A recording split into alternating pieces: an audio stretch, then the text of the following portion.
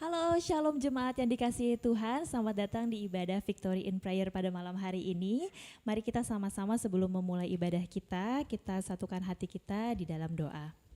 Bapa, kami mengucap syukur untuk kebaikan-Mu kalau hari ini Tuhan kami boleh datang Tuhan ke hadapan-Mu Tuhan untuk mengucap syukur dan meninggikan nama-Mu. Selepas kami beraktivitas Tuhan mungkin sudah dari hari Senin dan menuju ke weekend, kami tahu di setiap langkah kami Tuhan sertakan kami. Dan kiranya Tuhan kali ini kuasa-Mu datang di tengah-tengah kami untuk memberkati kami. Terpujilah Engkau, haleluya, amin. Mari Bapak Ibu Saudara yang terkasih semua, kita akan naikkan satu pujian. Kita percaya kalau kita punya Tuhan yang sungguh hebat, kita bisa panggil namanya Yesus dan dialah satu-satunya Raja Tuhan kita yang selalu sanggup untuk menolong hidup kita.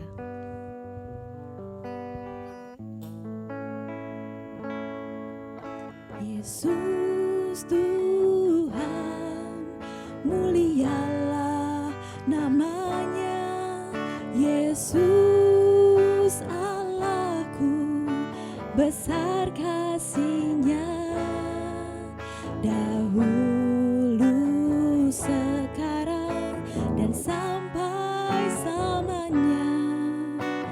Kasih-Nya tak pernah berubah. Panggil namanya Yesus. Yesus Tuhan, mulialah namanya.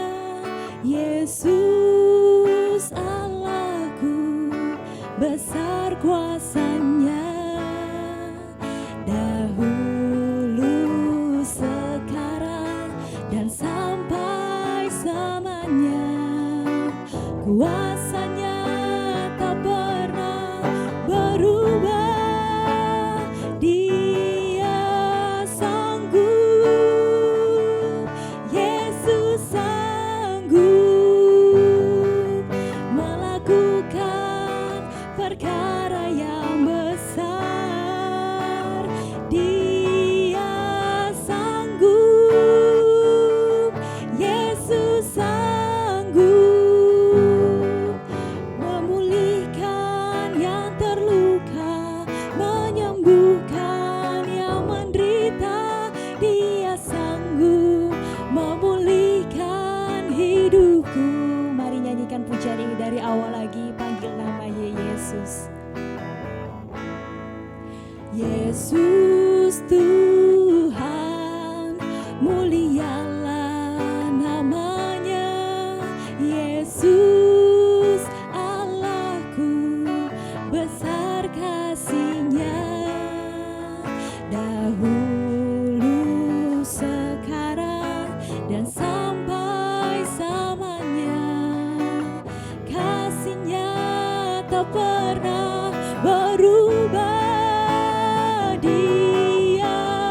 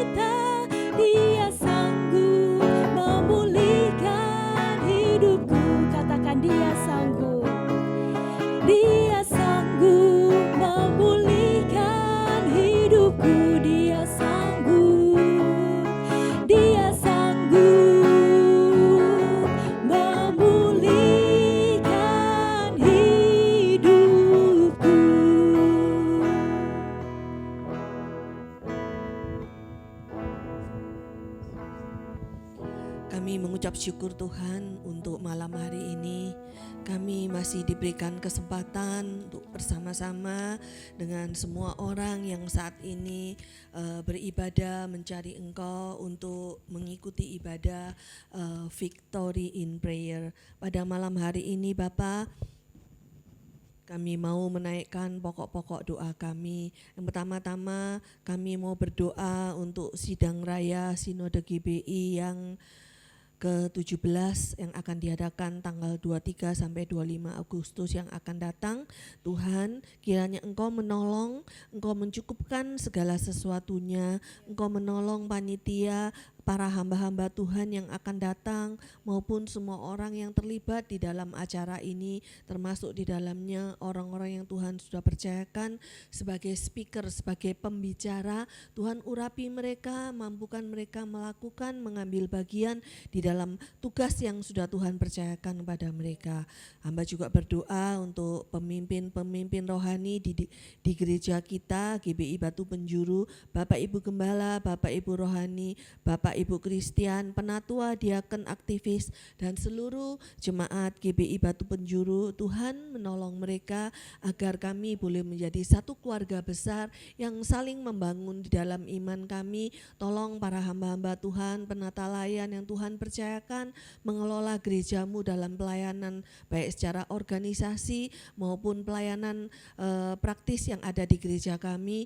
Tuhan berikan hikmat, berikan pertolongan yang datangnya dari Engkau sendiri. Begitupun dengan jemaat GBI Batu Penjuru yang kami layani, kami semua boleh merasakan dampak dari pelayanan di gerejamu, membawa kami semakin dibawa dekat dengan Tuhan, semakin melayani lebih baik lagi dan semakin tajam dalam anugerah dan talenta yang Tuhan percayakan kepada kami. Bahkan Tuhan menjawab setiap kebutuhan jemaat-Mu Tuhan yang pada saat ini dengan segala persoalan yang kami hadapi. Hamba juga berdoa Tuhan untuk bangsa dan negara kami, para pemimpin yang ada di negara Indonesia ini Tuhan, apapun jabatan, apapun politik dan ideologi yang saat ini sedang kami miliki Tuhan, persatukan bangsa dan negara ini melalui pemimpin-pemimpin kami. Berikan roh takut akan Allah pada pemimpin kami, mulai dari Bapak Presiden kami, baik para menteri dan semua yang terlibat di dalam pemerintahan bangsa dan negara ini. Berikan ketertiban, keamanan, damai, sejahtera. Lindungi dan bela negara kami, jauhkanlah dari segala anarkis, segala ideologi yang tidak baik, hal-hal yang tidak berkenan di hadapan Tuhan, orang-orang atau ideologi yang hendak merusak kesatuan dan persatuan bangsa kami. Lindungi, jagailah bangsa ini, biarlah Tuhan Engkau membela dan semakin hari pembangunan di dalam bangsa dan negara kami semakin merata, kesejahteraan yang boleh kami nikmati. Bapa, kami juga untuk berdoa untuk generasi muda di bangsa dan negara ini, khususnya generasi muda yang ada di gerejamu GBI Batu Penjuru, anak-anak muda mulai dari anak sekolah minggu, anak youth sampai dengan dewasa muda, siapapun yang ada di dalam pembinaan GBI Batu Penjuru Tuhan, Engkau bela, Engkau berikan pertolongan, berikan kepada anak-anak muda ini, anak-anak muda yang militan, yang tumbuh dengan kuat, yang kokoh di dalam firman, yang boleh melayani Tuhan dengan baik. Bahkan Engkau akan memberikan masa depan yang indah, masa depan yang cerah, yang penuh harapan. Mereka yang masih kuliah, yang masih sekolah, bahkan anak-anak muda yang sudah bekerja, Tuhan bela mereka, Tuhan tolong mereka agar mereka militan di dalam Tuhan, mengasihi Tuhan dan mengutamakan Tuhan di atas segala-galanya, sehingga kehidupan mereka baik dalam bermasyarakat, bersosialisasi maupun dalam pendidikan, mereka boleh menjadikan cerminan anak-anak Tuhan yang patut menjadi teladan. Terima kasih Tuhan. Pada saat ini hamba juga berdoa untuk hamba-hambamu, anak-anakmu atau orang-orang Kristen khususnya jemaat GPI Batu Penjuru dan semua orang yang saat ini sedang mengikuti ibadah VIP pada malam hari ini yang sedang mengalami kelemahan tubuh, yang mengalami sakit penyakit, yang saat ini terbaring di rumah sakit ataupun dimanapun saat ini berada. Hamba percaya kuasamu sungguh nyata, mujizatmu sungguh masih ada sampai dengan saat ini. Engkau menjamah, engkau menyembuhkan, engkau memulihkan mereka yang saat ini sedang sakit. Tuhan berikan kekuatan agar kami semua yang mengalami kelemahan tubuh ini terus bersandar dan berharap hanya kepada Tuhan. Karena Tuhan kami percaya tangan-Mu tak kurang panjang untuk menolong kami. Engkau bahkan mengampuni kesalahan dan dosa kami sehingga proses penyembuhan kami Tuhan semakin sempurna di dalam Engkau. Dan yang terakhir hamba berdoa Tuhan untuk pelayanan di gereja-Mu, baik pelayanan yang saat ini sedang berjalan, semua bentuk pelayanan di dalam gereja-Mu, khususnya untuk pelayanan multimedia di gereja-Mu. Biarlah pelayanan kami boleh menjangkau jiwa-jiwa baik dalam bangsa Indonesia maupun di seluruh bangsa yang ada di dunia ini yang terjangkau oleh multimedia, oleh internet. Tuhan berkati, kuduskan, sucikan, terus kirimkan anak-anak muda, orang-orang yang mau melayani dengan tulus hati dalam pelayanan multimedia, bahkan menjangkau orang-orang, menjawab kebutuhan orang-orang yang membutuhkan pertolongan-Mu, membutuhkan dikuatkan imannya melalui pelayanan multimedia dalam GPI Batu Penjuru. Terima kasih Tuhan, kami mengucap syukur dan kami siap bila sebentar lagi kami akan masuk di dalam firman-Mu. Terima kasih Bapa, kami mengucap syukur di dalam nama Tuhan Yesus Kristus. Amin. Mari Bapak Ibu, sebelum kita mendengarkan sedikit dari firman Tuhan, kita mau masuk hadiratnya lebih dalam lagi. Mari kita naikkan pujian kita, mari kita nyatakan dengan iman dan katakan kalau Dia sanggup.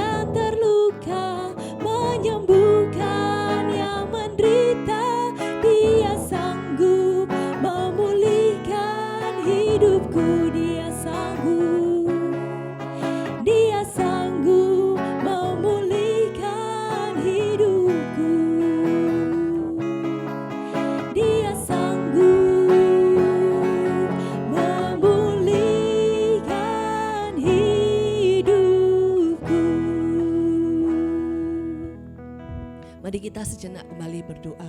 Kami memohon sekali lagi pertolongan-Mu Tuhan sebelum kami masuk di dalam renungan firman-Mu. Jamah setiap kami, hati dan pikiran kami. Bukalah hati kami untuk dilembutkan menerima firman-Mu supaya ketika hamba-Mu selesai menyampaikannya, Roh-Mu bekerja dengan dahsyat dan luar biasa. Kami siap menerima firman-Mu. Di dalam nama Tuhan Yesus kami berdoa. Amin. Shalom Bapak Ibu Saudara yang kasih Tuhan, mari kita bersama-sama merenungkan satu bagian dari firman Tuhan. Saya pikir ini enggak cuma satu bagian ya, ada beberapa bagian dari firman Tuhan. Tema yang diberikan pada saya adalah mujizat masih ada. Ya, sampai hari ini kita percaya bahwa mujizat masih ada. Nah, Bapak Ibu Saudara yang dikasihi Tuhan, sebelum kita masuk lebih dalam lagi, saya tidak ingin mengajak Bapak Ibu Saudara merenungkan kata-kata mujizat. Saya percaya orang Kristen, khususnya orang Pantekosta kayak kita yang dalam GBI Batu Penjuru misalnya ya, itu tentu tidak asing tentang mujizat. Ya, mujizat itu sesuatu yang supranatural, perbuatan-perbuatan Allah atau kejadian yang supranatural. Namun ada satu ayat di dalam firman Tuhan yang patut kita renungan yang diambil di dalam Mazmur 139 ayat 13 sampai 14 tentang mujizat secara pribadi yang dialami atau direnungkan, bahkan kita pun layak merenungkan bahwa mujizat itu juga berlaku atas pribadi yang kayaknya bukan sesuatu yang mungkin orang bilang ya itu bukan sesuatu yang luar biasa, biasa-biasa, alamiah. Tetapi yang kita patut pelajari seperti yang dikatakan oleh pemazmur di dalam Mazmur 139 ayat 13-14, ini yang akan kita renungkan. Silakan Anya, Mazmur 139 ayat 13-14. Firman Tuhan, sebab engkaulah yang membentuk buah pinggangku, menenun aku dalam kandungan ibuku. Aku bersyukur kepadamu oleh karena kejadianku dahsyat dan ajaib, ajaib apa yang kau buat dan jiwaku benar-benar menyadarinya. Amin. Ya, nah Bapak Ibu Saudara dikasihi Tuhan, pemazmur berkata bahwa kejadiannya, yaitu ketika dia merenungkan waktu dia ada di dalam perut ibunya, waktu dia dilahirkan, waktu kehidupan yang dia alami bersama dengan Allah, dia merasa itu sesuatu yang dahsyat, itu mujizat.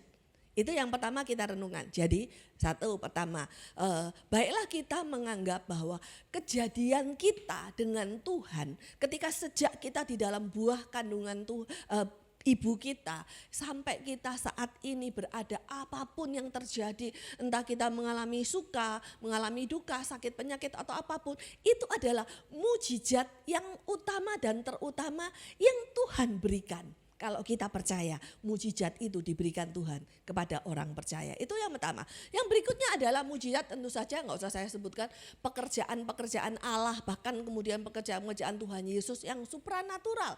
Misalnya Musa membelah laut, kemudian berjalan dengan bangsa Israel, itu sesuatu yang di luar nalar. Kemudian juga ada kisah mengenai Daniel. Daniel bagaimana ditaruh di dalam goa bersama dengan singa, tapi tidak mati, tidak dimakan singa. Atau teman-temannya Daniel, Sadrak, Mesak dan Abednego, karena tidak mau menyembah, karena hanya mau menyembah Allah, tidak mau menyembah kekuatan atau kuasa lain, mereka dibuang atau dimasukkan ke dalam dapur perapian. Dapur perapian itu bicara mengenai, bahkan kalau kita baca kitab Daniel, orang mendekati dekat di pintu mulutnya dapur perapian itu aja bisa terbakar dan mati. Tapi Sadrak, Mesak dan Abednego masuk di dalam dapur perapian itu tidak sehelai rambut mereka pun itu terbakar. Ini saya percaya sebuah mujizat. Nah, banyak lagi, apalagi ketika Yesus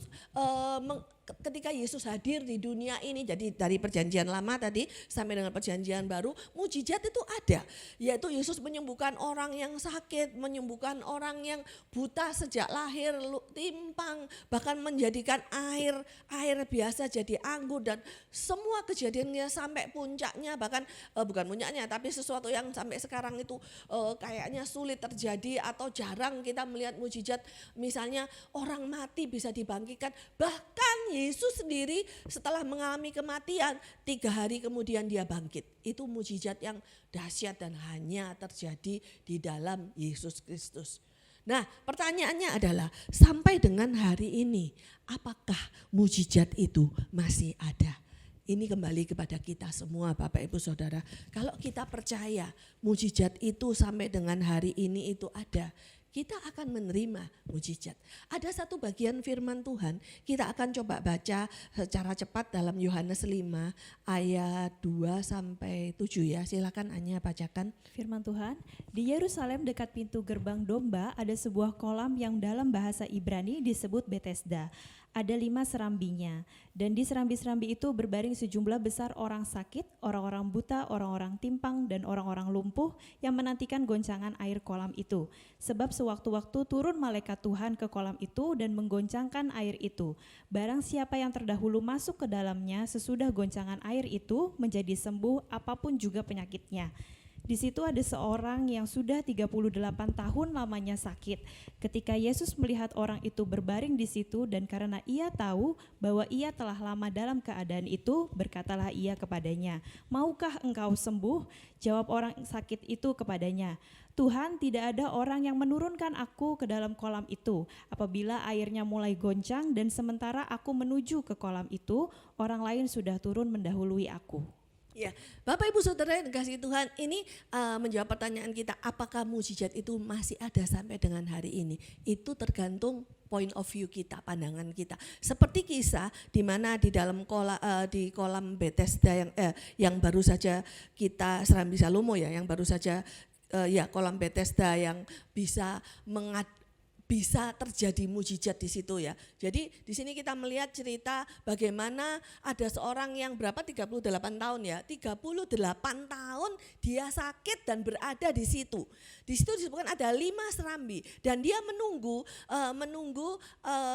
kolam itu bergoncang. Katanya kolam itu digoncang oleh malaikat, siapa yang masuk pertama kali itu yang mengalami kesembuhan. Sakitnya apapun. Nah, ini yang menarik begini. Coba perhatikan ayat 6. Ayat 6 disebutkan begini. Ketika Yesus melihat orang itu berbaring di situ dan karena ia tahu bahwa ia telah lama dalam keadaan itu, lama banget 38 tahun, bayangkan menunggu supaya bisa mengalami mujizat sembuh ya, itu mungkin sampai udah kebal gitu ya. Terus kemudian berkatalah Yesus berkata kepada orang ini, "Maukah engkau sembuh?" Tapi coba perhatikan, Bapak Ibu Saudara dikasihi Tuhan, pertanyaan Yesus apa, dijawab apa yang lain. Ketika Yesus berkata gini, "Maukah engkau sembuh?" Yang logis kita tentu saja mengharapkan jawaban orang itu jawab, "Ya mau, aku mau sembuh," atau "Ya aku," atau "Enggak lah," atau gitu ya. Tapi coba perhatikan ayat 7, orang ini menjawab gini, "Tuhan, enggak ada orang yang nurunin aku ke dalam kolam itu apabila airnya mulai bergoncang. Sementara aku menuju kolam itu, orang lain sudah turun mendahului aku."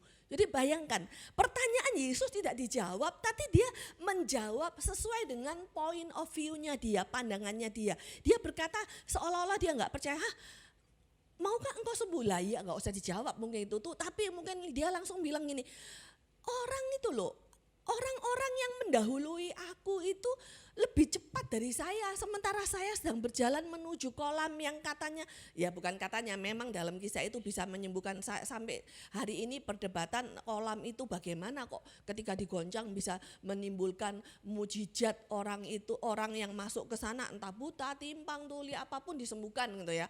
Nah, dia melakukan menyebutkan sebuah excuse, sebuah alasan yang menunjukkan bahwa sebenarnya dia ini bukan antara percaya dan tidak percaya. Satu, yang pelajaran pertama yang tidak saya bagikan buat Bapak Ibu Saudara yang dikasihi Tuhan, bahwa kalau kita mau tahu dan menjawab pertanyaan mujizat itu masih ada enggak sampai hari ini.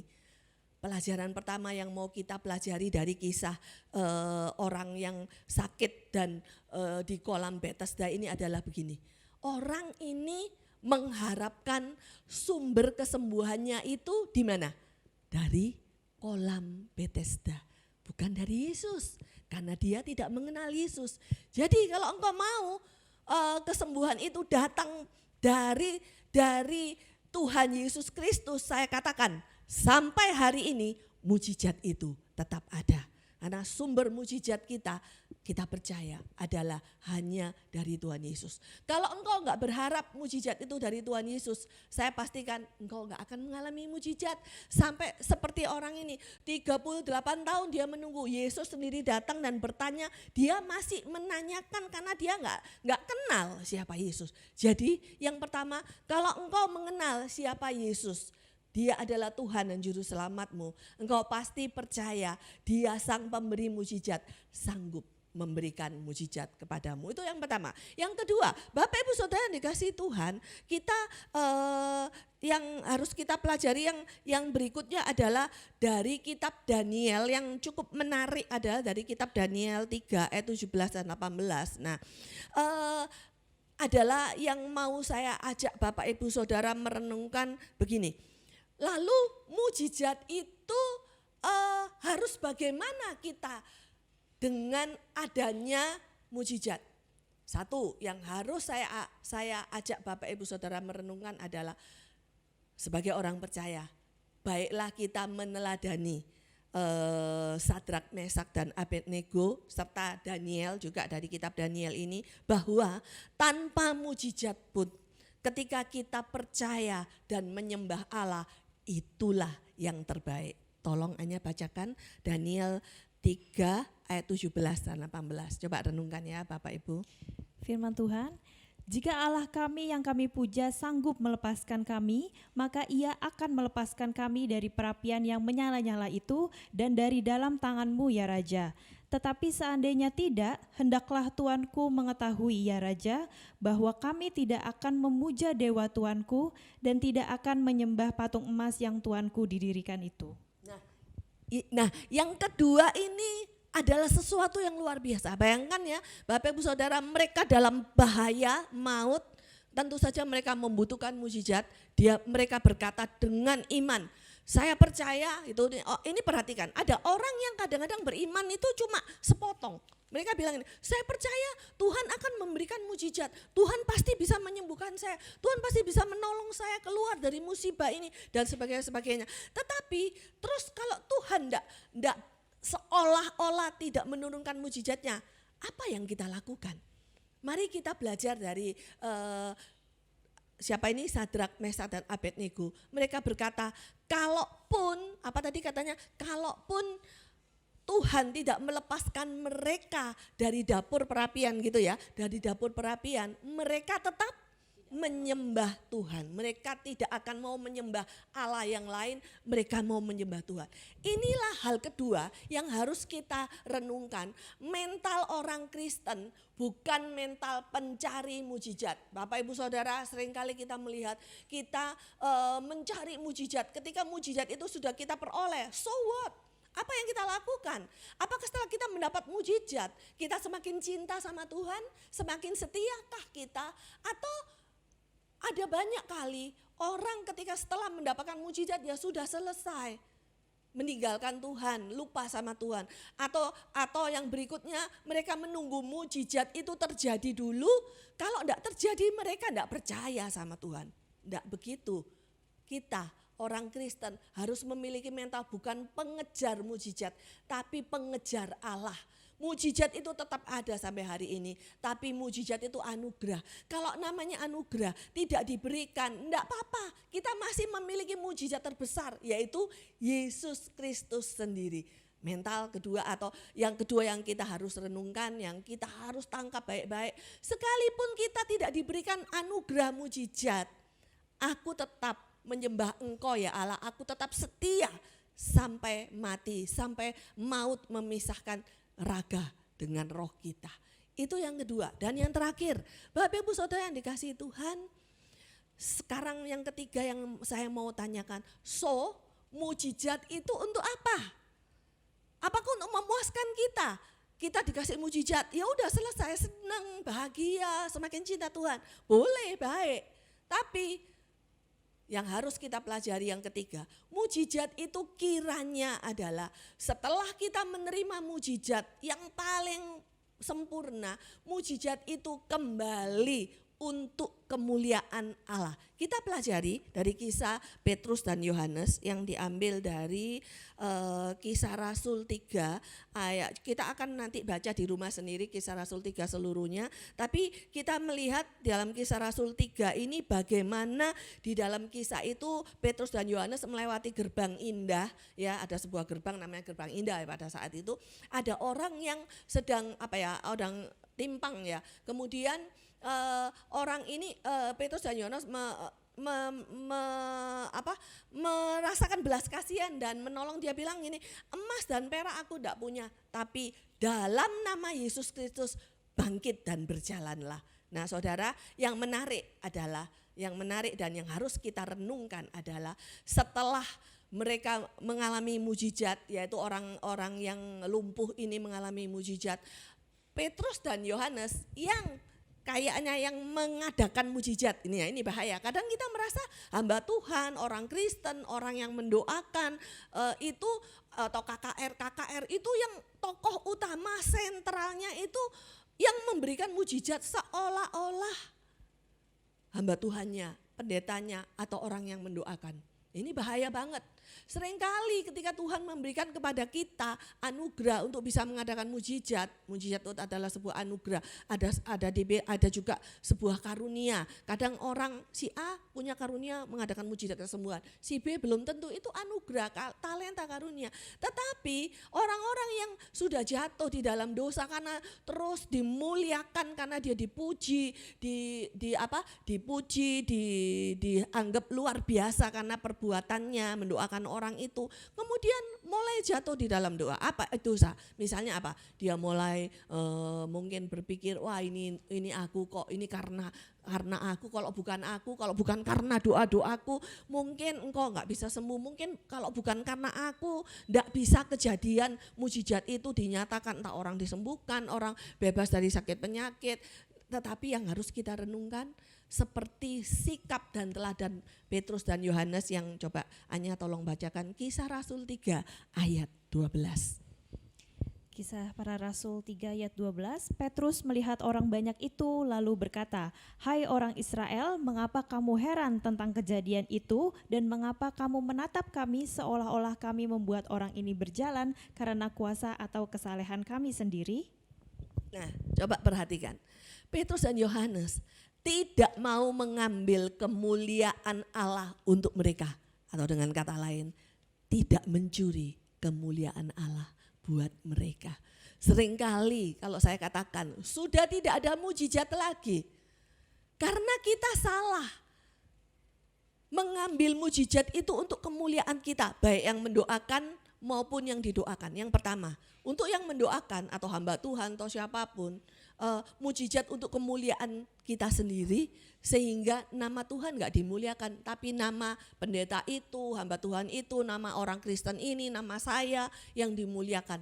Itu saya percaya bukan rencana Tuhan. Yang berikutnya adalah ketika mujizat itu diadakan, Allah tidak cuma ingin namanya dimuliakan, tetapi seperti kisah yang tadi kita baca, nanti kita baca kisah Rasul 3 dan ayat 12 tadi, dikatakan tadi Petrus dan Yohanes bilang begini, loh kamu orang Israel nggak tahu nggak bahwa Yesus yang sudah mengadakan mujizat, itulah sumber mujizat.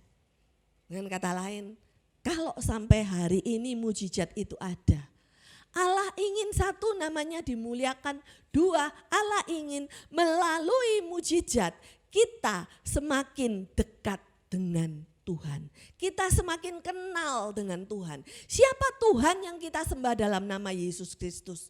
Atau dengan kata lain, kalau engkau mau mujizat itu terjadi, pastikan melalui mujizat itu ada banyak orang diselamatkan untuk kemuliaan Tuhan. Amin. Mari kita tundukkan kepala dan mengucap syukur untuk firman hari ini. Bapa, kami mengucap syukur. Kami percaya Tuhan, mujizat itu masih ada sampai hari ini. Kami percaya dengan iman kami bahwa Engkau sanggup memberikan mujizat untuk setiap kami yang hadir pada malam hari ini. Kami yang sedang bergumul dan menantikan pertolongan-Mu Tuhan. Mungkin kami yang udah putus asa dengan diagnosa dokter, putus asa dengan perekonomian kami, putus asa dengan kondisi keuangan kami, putus asa dengan kehidupan rumah tangga kami, atau apapun yang kami saat ini berkata, Tuhan kami membutuhkan, saya membutuhkan mujizat-Mu. Hamba percaya ketika Engkau mau, Engkau memberikan, Engkau sanggup memberikan mujizat-Mu. Namun Tuhan, kalaupun mujizat itu juga tidak diberikan, kami mau belajar tetap menyembah Engkau, tetap percaya bahwa hidup kami ini indah, hidup kami ini adalah mujizat di hadapan-Mu. Tanpa harus ada kejadian supranatural, kami percaya, kami mau tetap menyembah Engkau. Kami percaya Engkau mengasihi, menyertai kami. Dan kami mohon pertolongan-Mu Tuhan. Kalaupun mujizat itu kami miliki, kami bagikan dan kami alami, tolong jadikan mujizat itu kesempatan kami untuk menginjil, untuk memberikan kabar baik buat orang-orang sekitar kami yang tidak mengenal sumber mujizat, yaitu Engkau, Yesus Tuhan. Kami mohon Tuhan, 3 hal ini menjadi kekuatan buat kami, menjadi pertolongan melalui firman-Mu yang hidup, yang tidak akan pernah berhenti, yang memberikan semangat buat kami melalui hari-hari hidup kami sepanjang pekan, bahkan di hari-hari yang akan datang. Terima kasih Tuhan untuk firman-Mu. Hamba-Mu telah selesai melakukan bagiannya. Sekarang mari Roh Kudus ambil alih dan Engkau menyempurnakannya. Kami meteraikan firman-Mu dan doa ini di dalam nama Tuhan Yesus Kristus. Haleluya. Semua yang percaya katakan hari ini amin. Amin. Tuhan Yesus memberkati. Tuhan Yesus memberkati.